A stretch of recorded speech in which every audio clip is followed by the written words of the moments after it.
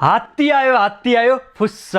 हेर सत्यनाश, 1 महिनादेखि Rodri real मड्रिडको पछि लागै थियो अनि रियल मड्रिड रोड्रीको पछि लागै थियो।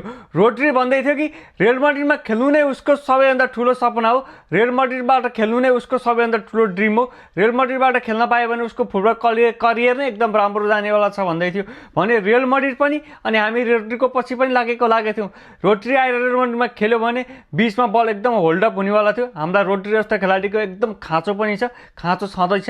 रोड्री आउला र सबै कुराको प्रब्लम सल्भ गर्ला भनेको रोड्रीले लोप्प खुवाइदियो। छिमेकीहरू आइसुमा जालान् भनेको त हामी नै आइसुमा पुगेला जस्तो छ है केटा हो। रातारात के खुवाइदियो कुनै बार्सिलोनाले रोड्रीको लागि एकाएक पार्टी परिवर्तन गर्न थाल्यो। हिजोसम्म रियल मड्रिड नै मेरो सब थोक हो भनेको आज बार्सिलोना मेरो सब थोक हो भन्दैछ। हेरौँ अब यो बाजी चाहिँ कसले मार्छ, रियल मड्रिडले मार्छ कि बार्सिलोनाले मार्छ। अहिलेको अवस्था हेर्दा चाहिँ बार्सिलोनातिर पल्ला भारी देखिन्छ। बार्सिलोनाले लिग सुरु नहुँदै सिजन सुरु नहुँदै एल क्लासिकोमा 1-0 को रिड लिएला जस्तो छ केटा हो। हेर्दै जाउँ के हुन्छ। के लाग्छ तपाईँहरूलाई, रोड्री रियल मड्रिड नै जाला कि बार्सिलोना जाला? कमेन्ट बक्समा कमेन्ट गर्नु होला। Hala Madrid in the mass, जय रियल मड्रिड।